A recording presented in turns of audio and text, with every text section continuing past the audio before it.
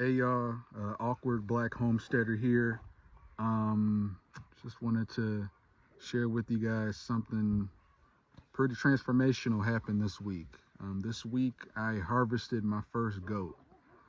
Here on the land I'm helping to tend to out here in Southern California.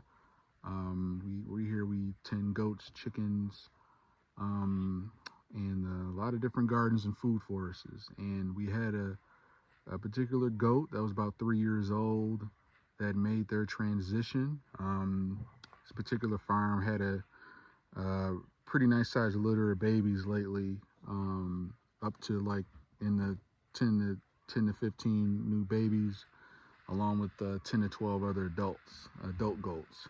So basically, it comes to a point where, some babies are going to get, sold or moved on, and then some adults have to, pretty much make room for the new generation. So this particular goat, definitely struck up, I guess a weird sort of kin friendship.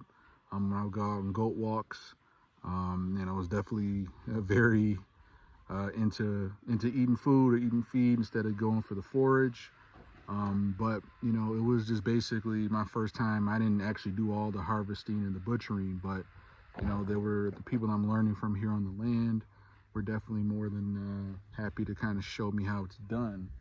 And basically, what first thing you do, obviously you take the goat out to like an area around the corner, down the farm on the other side, so all the other goats obviously don't see what's going on.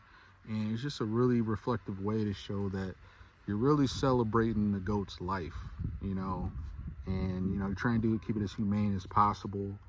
And then obviously different goats get harvested for different reasons, like every other animal. And lived a good life, and it was definitely humane and trying to be as painless as possible. They used what's called this bolt gun. Looks almost like kind of like a silver looking, almost like the baton, if you will. That's like air pressure, and you use it to, you sit the goat down, and it's feeding in the bowl.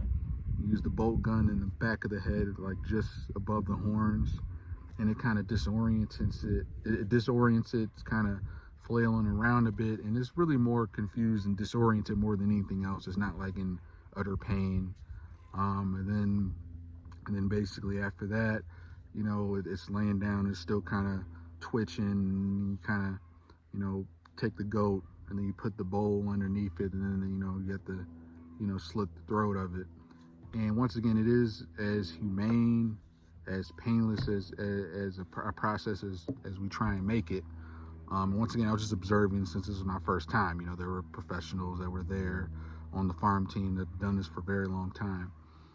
So then after that, basically, it just has to, drain the body. There's basically tarp. There's, there's ways that, what's really great about it is like, it's kind of like, not cultish, like honoring it, but once again, like it's taking this food, these animals that are on the land, and these are animals that can end up being on our plate. We use it for different purposes, repurposing their hide.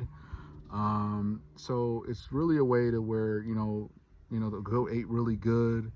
It's a very healthy animal. And what's good about it is that you're going to be able to really see that from a more organic standpoint, at least for me, seeing that goat that was on the land to being on the dinner plate, this is real clean organic food, not corporate Amazon, Whole Foods, that's really just GMOs, wrapped in nice glittery, disguise.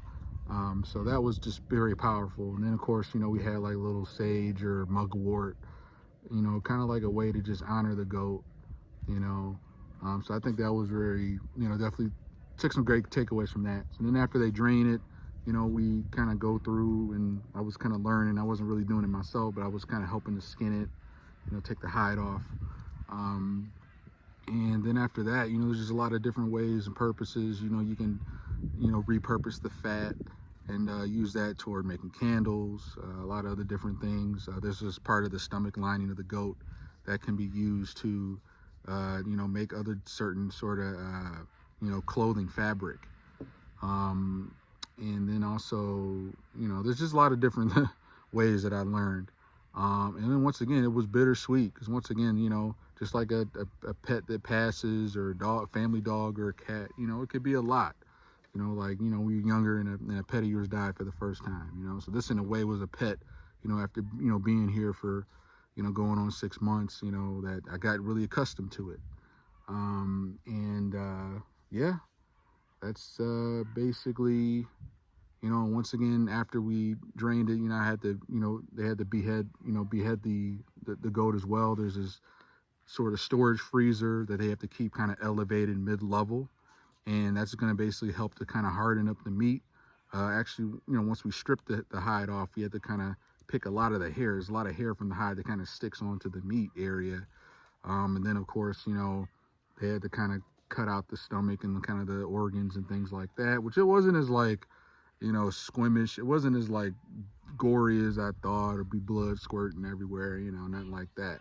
Really wasn't as much blood as I ever thought either. So that was very interesting.